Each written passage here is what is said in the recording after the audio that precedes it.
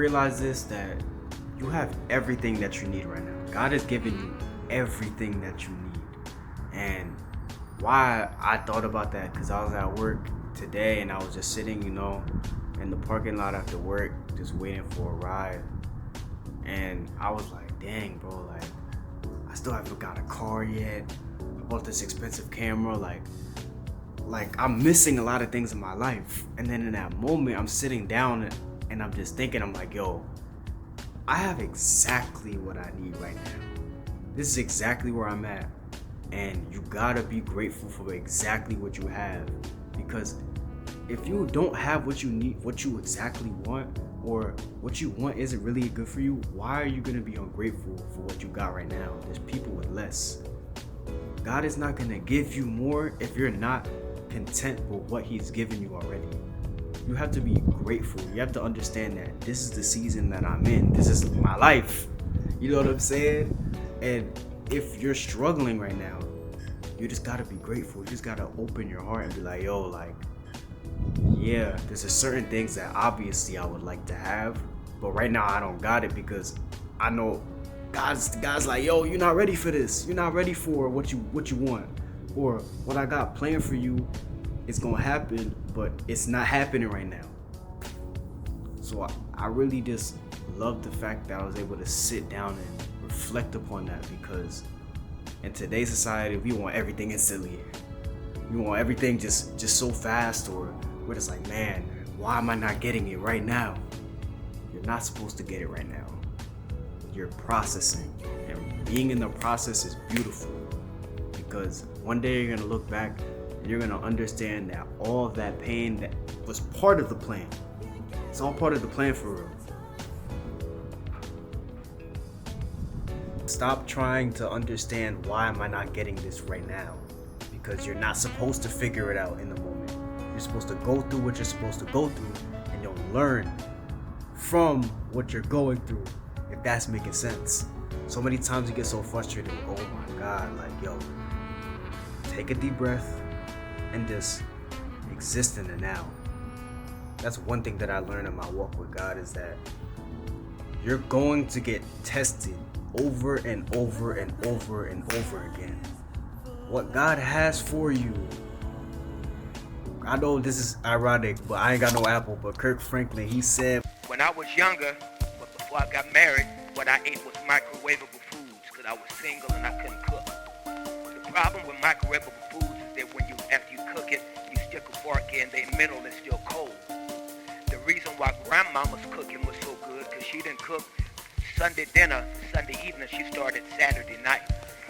And she let it marinate overnight. That's why it was so good. The reason why your gift is not like all these other gifts that are so microwavable is because God's put something in you that is too great. And you gotta know that what's inside of you is so great that it's taking a little bit longer, because God did not call you to be microwavable. He wants you to know that what's inside of you is like grandmama's greens. So don't give up.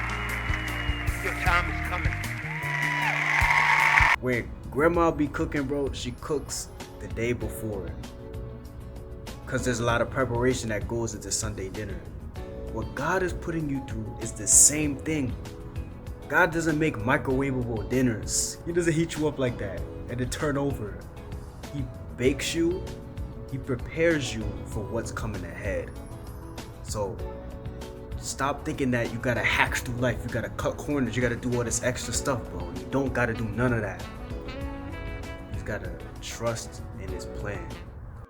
I know that in life, we always just trying to find that one thing that we feel like we're missing, that missing person, or that missing somebody. But you have to understand that everything is happening the way it's supposed to happen. That person that you want so badly right now, probably if you got them, if God let you have them, you would mess it up, or it would go horribly bad.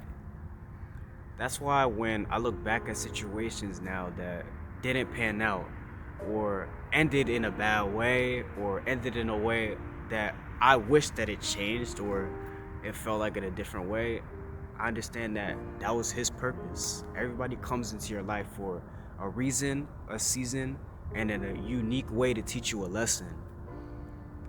Eventually, time will tell of what that person's purpose in your life was for.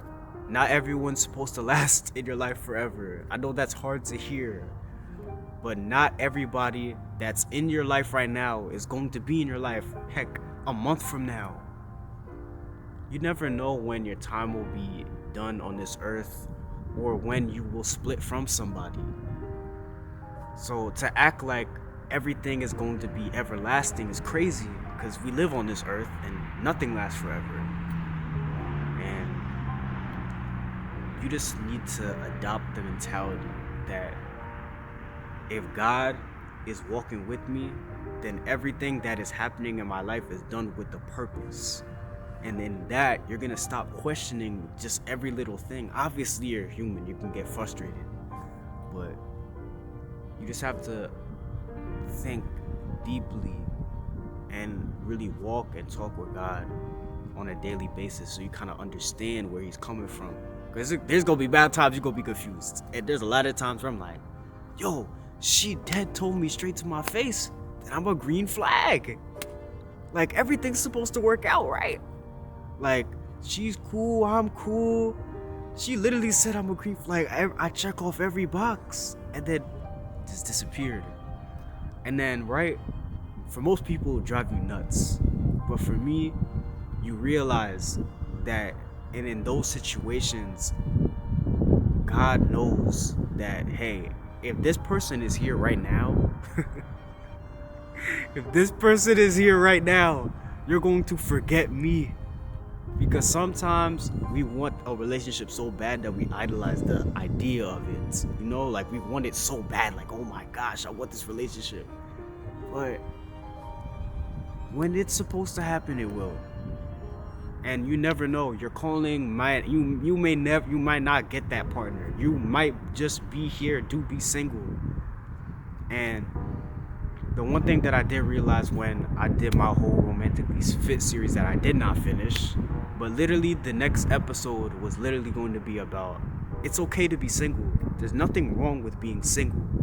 There's nothing wrong with you being in a season of isolation with God to hone, refine your skills, refine everything that's in your life, and heal. Because at the end of the day, it's only you and God that really are at the center of your life. It's you and his purpose for you. And he's gonna put people to help you fulfill your purpose. And if that person is not going to help you fulfill your purpose, he's not gonna let you have it. Why do you think that every single time a breakup happens, or when things don't go well, or when things are extremely chaotic between you and a person, that means it's not supposed to happen? Anything that comes with extreme distraction, extreme clashing, extreme stuff, it means that it's not supposed to be together. And yes, it can be God, but it also can be Satan. That's in the realm of marriage. That's not in the realm of you just trying to be with somebody. But just trust God, man. You're gonna fail and fall short of your goals so many times that it's gonna discourage you, but I'm telling you to keep going. Everything that's going on in your life right now is preparing you for your big moment. God has your big moment in plan. It is plans, in the works. You just have to keep going. Every single time we say this in society, oh, you stop digging before you find the gold. And that's quite literally how faith is. When God says the faith of a mustard seed, he literally means a mustard seed, because it's so easy to give up when the lights aren't bright, when nothing's shining on you, when nobody cares, when nobody's listening, when nobody's watching. That's when you don't have that mustard seed faith. That's why he's literally asking for a sliver of faith, because true belief is going to get you to where you want to be. True belief.